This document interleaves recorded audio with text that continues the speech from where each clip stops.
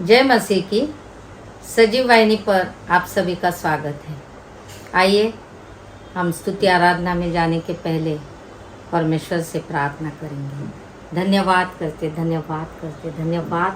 स्वर्गीय पिता प्रभु यीशु मसीह पवित्र आत्मा, इस समय के लिए धन्यवाद करते परमेश्वर पिता। हालेलुया प्रभु जी, जो भी स्तुति आराधना हम करने जा रहे परमेश्वर, आइए पवित्र आत्मा हमें अगुवाई कीजिए, हमारी सहायता कीजिए। ये प्रार्थना यीशु मसीह के नाम से मांगते पिता, आमेन।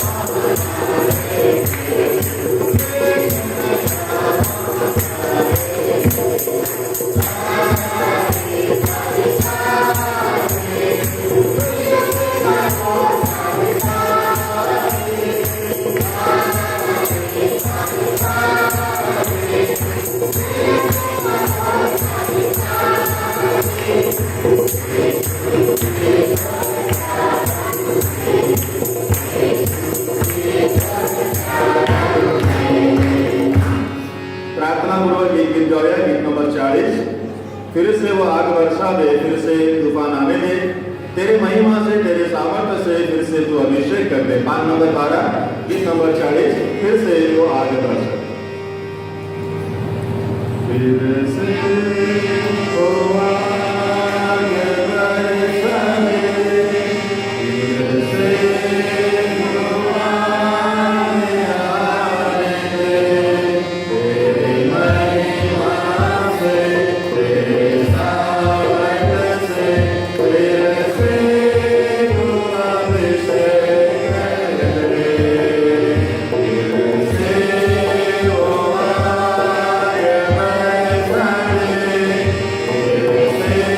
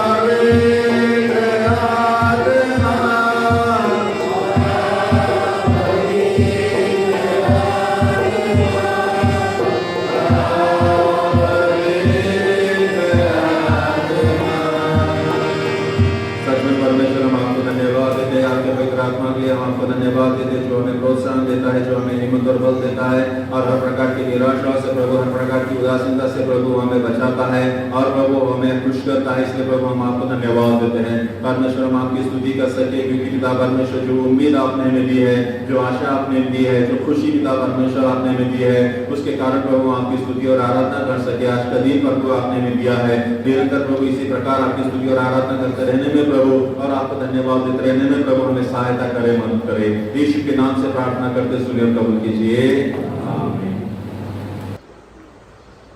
आइए हम वचन में जाने के पहले प्रार्थना करेंगे। धन्यवाद धन्यवाद धन्यवाद करते स्वर्गीय पिता प्रभु यीशु मसीह, पवित्र आत्मा, जो भी स्तुति आराधना की भेंट हमने आपके वेदी के पास लाई, परमेश्वर पिता, उसका सुगंध आप तक पहुंच गया प्रभु, और आपने हम सभी को आशीर्वादित किया, इसलिए धन्यवाद करते। आगे का जो भी वचन है परमेश्वर, हम आपके हाथ में सौंपते। परमेश्वर पिता, आइए पवित्र आत्मा हमारी अगुवाई कीजिए। यीशु मसीह के नाम से मांगते पिता, आमेन आमेन। प्रभु यीशु मसीह के नाम में आप सभी को जय मसीह। आज हम एक बहुत ही महत्वपूर्ण विषय पर चर्चा करने वाले हैं कि हम कैसे परमेश्वर को धन्यवाद दें। परमेश्वर ने हमारे जीवन में जो उद्धार का कार्य किया है उसे हम कैसे याद करें, और उसके बदले हम परमेश्वर को कैसे धन्यवाद दें। इस विषय पर हम मनन करने वाले हैं। हम देखते हैं कई लोगों के जीवन में परमेश्वर ने कार्य तो किया है, लेकिन बहुत कम लोग होते हैं जो परमेश्वर के कार्य को याद करते हैं, और फिर परमेश्वर के कार्यों को बहुत जल्दी वो भूल जाते हैं। तो हम ऐसे कुछ लोगों का जिक्र करेंगे जिनके जीवन में परमेश्वर ने कार्य तो किया है, लेकिन बाद में वे परमेश्वर को बार बार भूल गए, परमेश्वर के उद्धार कार्य को बार बार भूल गए, और परमेश्वर के उद्धार कार्य को उन्होंने याद भी नहीं रखा।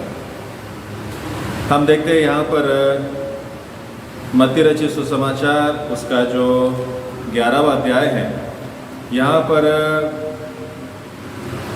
जो शास्त्री पुरुषी है और उनके साथ प्रभु यीशु मसीह का कई बार वाद विवाद भी हुआ है। तो यहाँ जो 11वां अध्याय है मत्ती रचित सुसमाचार, उसका 11वां अध्याय, वहाँ पर वो बपतिस्मा करने वाले यूहन्ना के बारे में वो लिखता है, और उसके बाद लोगों की जो प्रतिक्रिया है उसके बारे में वो बताता है। यहाँ पर हम देखते हैं जो 16वां वचन है, 16 से लेकर तो 19 तक के, कुछ लोग यीशु के पास आए और उनको चिन्ह मानने लगे कि आप मसीह हैं, आप मसीहा है, तो इसका प्रमाण हमें दीजिए। मसीहा का मतलब हम सभी जानते हैं कि राजा। तो जो इजरायली लोग थे वो एक राजा की अपेक्षा कर रहे थे। जैसे प्रभु यीशु मसीह के जन्म के 600 साल पहले यशायाह नबी ने भविष्यवाणी की थी और मसीहा के बारे में भविष्यवाणी की थी। तो तब से लेकर इजरायली लोग उस मसीहा की, उस राजा की वो राह देख रहे थे। और जब यीशु मसीह का जन्म हुआ और यीशु के जो माता पिता थे मरियम और यूसुफ, इन्होंने जब बालक यीशु को मंदिर में ले आए तो वहाँ पर एक शिमोन नाम का धर्मी व्यक्ति था, और उसे बताया गया था कि जब तक तू परमेश्वर के उद्धार को न देखे तब तक के तुझे मृत्यु नहीं आएगा। और जैसे वो बालक को देखता है, यीशु बालक को अपने हाथों में लेता है और परमेश्वर को धन्यवाद देने लगता है। अब कहता है कि हे परमेश्वर, मैंने अपनी आंखों से तेरे उद्धार को देखा है, अब तू मुझे छुटकारा दे सकता है। अब मुझे मृत्यु आया तो भी मैं खुशी से उसे अपना लूँगा।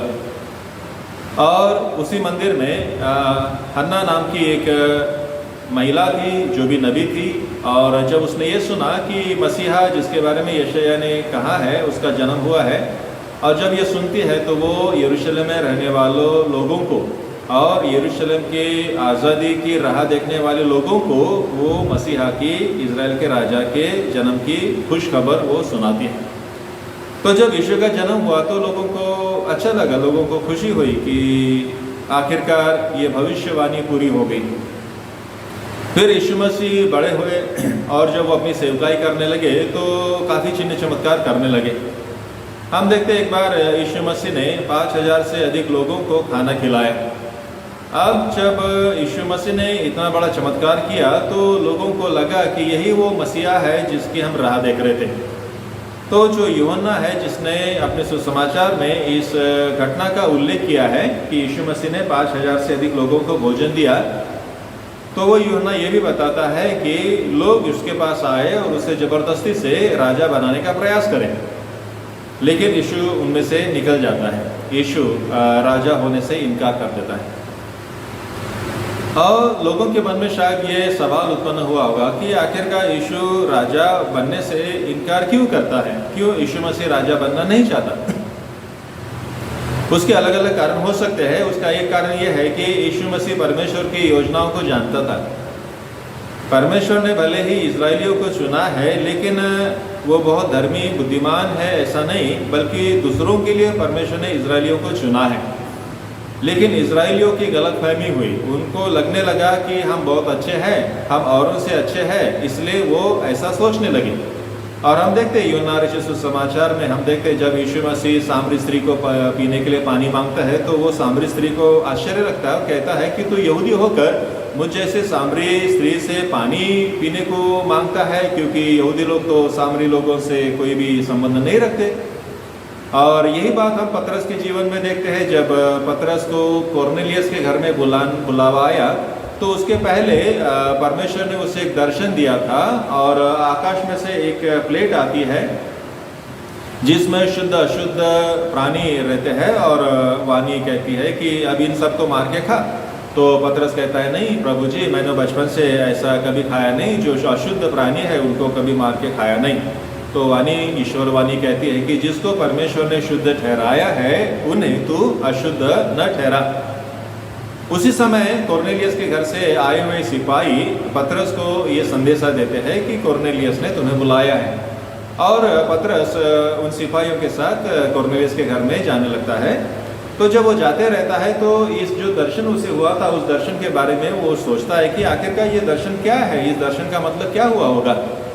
बाद में जब वो कोर्नेलियस के घर में पहुंचता है और वहाँ जमे हुए लोगों को देखता है तो उसे उस दर्शन का मतलब समझ आता है और उन लोगों को कहता है कि परमेश्वर ने मुझे दर्शन के द्वारा ये बताया है कि संसार में कोई भी मनुष्य अशुद्ध नहीं है। संसार में कुछ लोग दूसरों को अशुद्ध मानते हैं, अस्पृश्य मानते हैं, अशुद्ध मानते हैं उनके जाति के कारण, उनके व्यवसाय के कारण, लेकिन परमेश्वर किसी को अशुद्ध नहीं मानता, किसी को अस्पृश्य नहीं मानता और उनको वो शुद्ध मानता है। पतरस भी वहाँ जमे हुए लोगों को बताता है कि तुम सभी जानते हो कि यहूदी लोगों का दूसरों की तरफ देखने का नज़रिया क्या था। यहूदी लोग दूसरे जाति के लोगों से संबंध नहीं रखते, लेकिन परमेश्वर ने दर्शन के द्वारा मुझे बताया है कि ये जो भेदभाव है, परमेश्वर इस भेदभाव को नहीं मानता, क्योंकि हर कोई परमेश्वर के स्वरूप का है और परमेश्वर की उत्पत्ति है, इसलिए भेदभाव करना ये परमेश्वर की योजना के खिलाफ है। तो जो यहूदी लोग थे वो यहूदी अपने आप को श्रेष्ठ मानते थे और दूसरों को तुच्छ मानते थे। और यीशु मसीह जब चिन्ह चमत्कार करते थे और यहूदियों ने जब उसे राजा बनाने का प्रयास किया तो यीशु ने राजा बनने से इनकार किया और लोगों के बीच में रहने लगा, कनानी लोगों के बीच में रहने लगा और सामरी लोगों के बीच में रहने लगा और दूसरी जाति के लोगों के बीच में रहने लगा। तो जो यहूदी लोग थे जो मसीहा की राह देख रहे थे और उनको लगा कि यही वो मसीहा है, लेकिन यीशु को जब वो दूसरे जाति जमाती के लोगों के बीच में रहते हुए देख रहे थे तो उनके मन में एक सवाल आया कि क्या यही मसीहा है। और यीशु मसीह तो जानते थे कि परमेश्वर ने यहूदियों को दूसरे के लिए चुना है और परमेश्वर ने मुझे इस संसार में भेजा है यहूदियों के लिए नहीं, यहूदियों का राजा बनने के लिए नहीं, बल्कि संसार में बंधनों में जो लोग हैं उनको छुड़ाने के लिए परमेश्वर ने मुझे इस संसार में भेजा है। तो परमेश्वर की योजना ये थी यीशु मसीह संसार के लिए कार्य करे और यहूदियों की अपेक्षा ये थी कि यीशु उनका राजा बने। तो यहाँ पर हम एक आइडियोलॉजिकल कॉन्फ्लिक्ट देखते हैं। यहूदियों के विचार अलग थे और प्रभु के विचार अलग थे। यहूदी लोग प्रभु को इजराइलियों का राजा बनाना चाहते थे, लेकिन प्रभु ने इजराइलियों का राजा होने से इनकार कर दिया और परमेश्वर की जो योजना थी उसे पूरा करने के लिए उसने अपना समर्पण किया। फिर बाद में हम देखते हैं कि जो यहूदी लोग जो शुरू में यीशु को मसीहा मानते थे, फिर बाद में यही लोग यीशु का विरोध करने लगे और फिर यीशु से चिन्ह मांगने लगे कि भाई क्या सचमुच तुम ही वो मसीहा है। और इसी बात का वर्णन यहाँ मत्ती रचित सुसमाचार उसका 11वां अध्याय में बताया है और वो चिन्ह मांगने लगे। तो यहाँ पर हम देखते हैं कि वो कहता है कि मैं इस समय के लोगों की उपमा किससे दूं? इस समय के जो लोग हैं जो चिन्ह मांगते हैं उनको उनकी उपमा, उनकी तुलना मैं किन लोगों से करूं? तो आगे कहते हैं कि वे उन बालकों के समान हैं जो बाजार में बैठे हुए एक दूसरे से पुकार करते हैं। ये जो यहूदी लोग हैं जो चिन्ह मांग रहे हैं, मसीहा होने का प्रमाण मांगते हैं, ये उन बच्चों के समान है, बच्चों के जैसे है जो बाजारों में बैठे हुए एक दूसरे से पुकार कर कहते हैं। क्या कहते हैं? हमने तुम्हारे लिए बांसुरी बजाई और तुम न नाचे, हमने विलाप किया और तुमने छाती नहीं पीटी। तो ये जो बच्चे वहां पर बाजार में बैठे हैं और वो कहते हैं कि हमने बांसुरी बजाई, हमने छाती पीटी, लेकिन तुम में से कोई भी नाचा नहीं और किसी ने भी हमारा सहयोग नहीं किया। तो यहाँ पर प्रभु यीशु मसीह यहूदी लोगों के तुलना और खास करके चिन्ह मांगने वालों की तुलना उन लोगों से कहते हैं कि परमेश्वर उनके बीच में मसीहा को भेजा। वो जो बच्चे थे जो बाजार में बैठे थे, जो बांसुरी बजा रहे थे और छाती पीट रहे थे, उनको लोग आते जाते देख रहे थे लेकिन एक्सेप्ट नहीं किया। वैसे ही ये लोग हैं कि उन बालकों के समान परमेश्वर ने इस संसार में उद्धारकर्ता को भेजा। उसने चिन्ह चमत्कार किया, लोगों को चमत्कार दिखाए, लेकिन फिर भी बाजार में घूमने फिरने वाले लोगों के समान ये यहूदी लोग थे जिन्होंने उसको ग्रहण नहीं किया। फिर आगे कहता है क्योंकि यूहन्ना न खाता आया न पीता और वे कहते हैं उसे दुष्ट आत्मा है। यूहन्ना के बारे में वो कहने लगे कि वो न खाते आया न पीते आया और कहने लगे कि इसे तो दुष्ट आत्मा लगा है। और बाद में फिर वो कहता है कि मनुष्य का पुत्र खाता पीता आया और वे कहते हैं कि देखो पेटू और पियक्कड़ मनुष्य महसूल लेने वालों और पापियों का मित्र। और यीशु मसीह की तुलना वो किससे करने लगे? ये पेटू है, ये पियक्कड़ है और ये महसूल लेने वालों का और पापियों का मित्र है। तो यीशु मसीह इन लोगों के बारे में कहता है कि परमेश्वर ने इन लोगों को चुना, अपने लोग होने का सौभाग्य दिया, और लेकिन फिर भी इन लोगों ने परमेश्वर की योजनाओं को स्वीकारा नहीं, परमेश्वर की योजनाओं को माना नहीं। और यीशु मसीह इन लोगों की तुलना, यहूदी लोगों की तुलना जो प्रमाण मांगते थे, चिन्ह मांगते थे, यीशु को मसीहा होने का प्रमाण मांगते थे, उनकी तुलना उन बच्चों के समान करते हैं जो नजरअंदाज करते थे। तो ये वो लोग हैं जो परमेश्वर की योजनाओं की ओर नजरअंदाज करते हैं। बाद में वो कहता है कि हाय खुराजीना, हाय बैसैदा, जो सामर्थ्य के काम तुम में किए गए, यदि वे सूर और सैदा में किए जाते तो टाट ओढ़कर और राख में बैठकर वे कब का मन फिरा लेते। जो चिन्ह चमत्कार खुराजीना और बैसैदा में किए गए, यही चिन्ह चमत्कार अगर सूर और सैदा में किए होते तो उन लोगों ने अब तक के पश्चाताप किया होता। लेकिन तुम में जो चिन्ह चमत्कार किए गए हैं, लेकिन तुम ऐसे कठोर मन वाले लोग बन गए हो कि परमेश्वर ने बहुत सारे चिन्ह चमत्कार किए, लेकिन उसके बावजूद भी तुम परमेश्वर की योजनाओं को समझ नहीं रहे और उसको मान नहीं रहे। बाद में यीशु मसीह 22वें वचन में कहता है कि परंतु मैं तुमसे कहता हूं कि न्याय के दिन तुम्हारी दशा सूर और सैदा की दशा अधिक सहने योग्य होंगी। मतलब तुम्हारी जो दशा है ना, तुम्हारी दशा से सूर और सैदा की दशा अधिक सहने होगी। मतलब सूर और सैदा को परमेश्वर एक बार स्वीकार करने लगा, लेकिन उससे भी बदतर तुम्हारी दशा है, क्योंकि तुम्हारे बीच में परमेश्वर ने उद्धार के कार्य किए, लेकिन फिर भी तुमने परमेश्वर को माना नहीं, परमेश्वर की योजनाओं को माना नहीं। तो सवाल एक आता है कि क्यों परमेश्वर की योजनाओं को ये लोग नहीं मानते थे? परमेश्वर ने उनको चुना। हम देखते हैं कि ये लोग जब मिस्र में थे तो मिस्र के लोगों ने उन्हें गुलाम बना के रखा था और उनके साथ भेदभाव किया जाता था, उनकी जाति के कारण, उनके व्यवसाय के कारण, और उनको गुलाम बनाया था। उनके जो बच्चे थे, बेटे थे, उनको मार दिया जाता था और ये पुकारने लगे, रोने लगे, आक्रोश करने लगे। और परमेश्वर ने इनके आक्रोश को सुना और मूसा को उनके बीच में भेजा, और मूसा ने चिन्ह चमत्कार किए, और परमेश्वर ने चिन्ह चमत्कार के द्वारा और सामर्थ्यमय हाथों के द्वारा उनको छुड़ाया।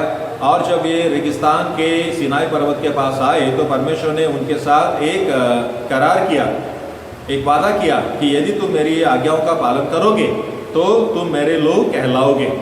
तो शुरू में तो इन्होंने हाँ हाँ कह दिया, हाँ हाँ आपकी जो भी आज्ञाएं हैं उन आज्ञाओं को हम पालेंगे, लेकिन हम देखते कुछ ही समय के बाद ये परमेश्वर को मारने के लिए खड़े हो गए और कुड़कुड़ाने लगे, कहने लगे कि मिस्र में ही अच्छा था, क्योंकि इन लोग को गुलामी की आदत सी हो गई थी। तो इसका कारण यही है कि जैसे मैंने एक सवाल किया था कि परमेश्वर ने इनके जीवन में कार्य किया, उद्धार का कार्य किया, परमेश्वर ने चिन्ह चमत्कार किया, लेकिन उसके बावजूद भी ये परमेश्वर की योजनाओं को स्वीकारते नहीं थे। उसका कारण क्या था? उसका कारण उनकी जो शोषित मानसिकता है, जो शोषित विचार सरणी है, यही है दी ऑप्रेस्ड मेंटालिटी। इन लोगों को गुलामी की आदत हो गई थी, इन लोगों को लाचारी का जीवन जीने की आदत सी हो गई थी, इसलिए वो बार बार मिस्र में जाने का प्रयास कर रहे थे। परमेश्वर ने उन्हें गुलामी से छुड़ा दिया था, छुटकारा दिया था, लेकिन उसके बावजूद भी ये लोग गुलामी में जाना चाहते थे, क्योंकि उनको गुलामी पसंद थी। क्यों उनको गुलामी पसंद थी? क्योंकि जब परमेश्वर ने उन्हें मिस्र की गुलामी से छुड़ाया और कनान देश में ले जाने वाला था, तो कनान देश को हासिल करने के लिए इनको लड़ना पड़ना था, लड़ना था, इनको लड़ाई लड़नी थी, संघर्ष करना था। तो इन लोगों की जो सोच है, इनकी जो मेंटालिटी है, ये लोग संघर्ष करने के लिए तैयार नहीं थे, क्योंकि इनको गुलामी की आदत पड़ गई थी। और जो लोग गुलामी को मान लेते हैं, ये से लोग संघर्ष नहीं कर पाते। रोमियो की पत्री में हम देखते हैं यशाया नबी, संत पौलुस रोमियो की मंडली को जो पत्र लिखते हैं और यशाया नबी का उल्लेख करते हैं, और यशाया नबी का उल्लेख करने के बाद वो कहता है कि मैं, रोमियो की पत्री 10वां अध्याय और 21वें वचन में कहता है, मैं सारा दिन अपने हाथ एक आज्ञा न मानने वाली और विवाद करने वाली प्रजा की ओर पसारे रहा। संत पौल यशाया नबी का कहा हुआ यहाँ पर उल्लेख करता है, और परमेश्वर ने यशाया नबी के द्वारा इजरायली लोगों के बारे में कहा। क्या कहा था? कि ये कैसे लोग हैं? मैं सारा दिन अपने हाथ एक आज्ञा न मानने वाली और विवाद करने वाली प्रजा के और पसारे रहा। तो ये जो लोग हैं ना, ये आज्ञा न मानने वाले और वाद विवाद करने वाले लोग हैं, जिनके बीच में परमेश्वर ने कार्य किया, उद्धार का कार्य किया। ये कैसे लोग हैं? आज्ञा न मानने वाले और वाद विवाद करने वाले हैं।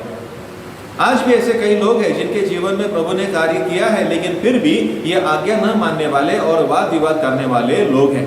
ऐसा क्यों होता है? ऐसा इसलिए होता है क्योंकि हम देखते हैं कि ये आज्ञा न मानने वाले हैं और इनको गुलामी की आदत सी हो गई है। और जिनको गुलामी की आदत हो जाती है ना, ये लड़ नहीं पाते, ये संघर्ष नहीं कर पाते। आज भी हम ऐसे ही लोगों को देखते हैं।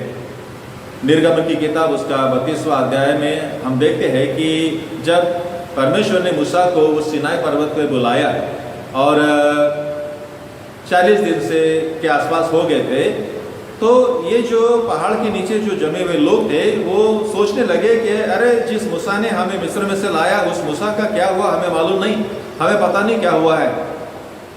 तो वो हारून से कहते हैं कि हारून, उस मूसा का क्या हुआ हमें मालूम नहीं, जिसने हमें मिस्र में से छुड़ाया। तो तू क्या कर, हमारे लिए ऐसे देवता बना जो हमारे सामने चलेंगे, हमारे कहने पर चलेंगे, हमने जो कहा वो मानेंगे। ऐसे देवताओं को बनाने के लिए कहता है। और हारून उनसे वो सोने के जो आभूषण होते हैं वो जमा करता है और उससे एक सोने का बछड़ा बनाता है और इजरायलियों से कहता है कि ये देखो, ये वो देवता है जिसने तुम्हें बनाया है। ये जो लोग हैं, इजरायली लोग, जिनको परमेश्वर ने गुलामी से छुड़ाया, इनको जीवते परमेश्वर नहीं चाहिए था। ये जीवते परमेश्वर को नहीं मानते थे। इनको ऐसे देवता चाहिए जो उनके विचारों के अनुसार चले, बैठ बोले तो बैठे, उड़ बोले तो उड़ जाए और चल बोले तो चले। ऐसे गूंगे बहरे देवता वो चाहते थे। ये लोग परमेश्वर का नहीं सुनना चाहते थे, बल्कि ये लोग ये सोचते थे कि हमें ऐसे देवता चाहिए जो हमारी बातों को सुने। तो ऐसे विचार इनके क्यों थे? ऐसे विचार वो गुलामी की मानसिकता के कारण, वो शोषित मानसिकता के कारण ऐसे उनके विचार बन गए थे। तो आज भी प्रियो हमारे आसपास ऐसे कई लोग हैं जिनके जीवन में प्रभु ने कार्य तो किया है, उनके जीवन में बदलाव आया है, बड़े बड़े कार्य उनके जीवन में कार्य किए हैं, लेकिन फिर भी आज भी ये लोग ईश्वर को, परमेश्वर को मानने से कतराते हैं। ये परमेश्वर को मानते नहीं हैं, परमेश्वर की भक्ति करते नहीं हैं। आज भी हम देखते हैं चर्च में कई लोग हैं, सदस्य है, लेकिन चर्च में आते नहीं हैं और परमेश्वर की भक्ति करते नहीं हैं। कभी तो भी चर्च में आते हैं और ऐसे लोगों के जीवन में भी परमेश्वर ने कार्य किया है, उन्हें अपना नाम दिया है, अपने लोग होने का सौभाग्य दिया है। लेकिन ये लोग, इनको काम करने के लिए समय होता है, लेकिन परमेश्वर की भक्ति करने के लिए इनके पास समय नहीं होता है। इनको बहुत सारी बातों की याद होती है, बहुत सारी बातों को वो याद करते हैं, बहुत सारी बातों की ये चर्चा करते हैं, लेकिन परमेश्वर ने उनके जीवन में जो उद्धार का कार्य किया है उसे याद करने के लिए इनके पास समय नहीं होता है। ये परमेश्वर, ये भटके हुए लोग हैं, इनके मन कठोर हुए हैं। और हम देखते हैं निर्गमन की किताब और उसका 32वां अध्याय, जब परमेश्वर ने देखा कि इन लोगों ने सोने का बछड़ा बनाया है और सोने के बछड़े की ये लोग पूजा कर रहे हैं, तो परमेश्वर मूसा से कहते हैं कि ये कठोर मन के लोग हैं, इनका मन कठोर हो गया है।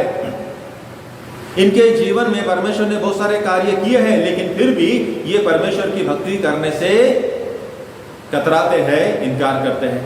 इनके पास दूसरी बातों के लिए समय होता है, लेकिन चर्च में आकर परमेश्वर की भक्ति करने के लिए इनके पास समय नहीं होता है। और उसका कारण यही है कि कई लोग के जीवन में परमेश्वर ने उद्धार का कार्य तो किया है, लेकिन इनकी जो सोच है अभी भी वो गुलामी की सोच है। ये लोग शरीर से, देह से, जाति व्यवस्था की गुलामी से तो बाहर निकले हैं, लेकिन मन की गुलामी से, सोच की गुलामी से ये लोग अभी भी बाहर निकले नहीं है। इसलिए वो परमेश्वर के कार्य को याद नहीं करते और परमेश्वर की भक्ति नहीं कर पाते। तो आज का वचन यही है कि हम परमेश्वर की भक्ति करें, परमेश्वर के उद्धार कार्यों को हम याद करें, परमेश्वर ने हमारे जीवन में जो कार्य किया है उस कार्य को हम याद करें और परमेश्वर की स्तुति और आराधना करें। परमेश्वर हम सबको सहायता करे और मदद करे। परमेश्वर आपको आशीष दे। आइए हम प्रार्थना करें। परमेश्वर, इस समय हम प्रार्थना करते हैं, इस वचन को सुनने वाले जितने भी लोग हैं परमेश्वर, उन सभी को हम याद करते हैं, प्रार्थना करते प्रभु, आज का वचन जिन्होंने सुना है उनके मनों में प्रभु कार्य हो और उन्हें पिता परमेश्वर आपके उद्धार कार्य को याद करने के लिए प्रभु मदद करे, सहायता करे और आपकी भक्ति करने के लिए प्रभु ने सहायता करे और मदद करे। वे भी पिता परमेश्वर अपने आप को एक डिसिप्लिन लगाए कि 6 दिन काम करे और 7वें दिन चर्च में आकर परमेश्वर की भक्ति करने का डिसिप्लिन अपने आप को लगाए। पिता परमेश्वर ने आपने हमें बहुत सारी आशीष दी है, आपने हमारे जीवन में उद्धार का कार्य किया है, लेकिन बहुत कम बार हम आपके उद्धार कार्य को याद करते हैं। तो पिता परमेश्वर, हम अपने कठोर मन को आपके स्वाधीन करते और प्रार्थना करते प्रभु, अपने मन को हम और अधिक कठोर ना करें, बल्कि हम अपने आप को लीन और नम्र करें, पश्चाताप करें और आपके उद्धार कार्यों को याद करें और आपकी भक्ति करें। यीशु के नाम से हम प्रार्थना करते, सुनिए और कबूल कीजिए, आमीन। परमेश्वर का प्रेम, प्रभु यीशु मसीह का अनुग्रह और पवित्र आत्मा की संगति आप सबके साथ सदा सर्वदा बनी रहे, आमीन। जय मसीह के सबको।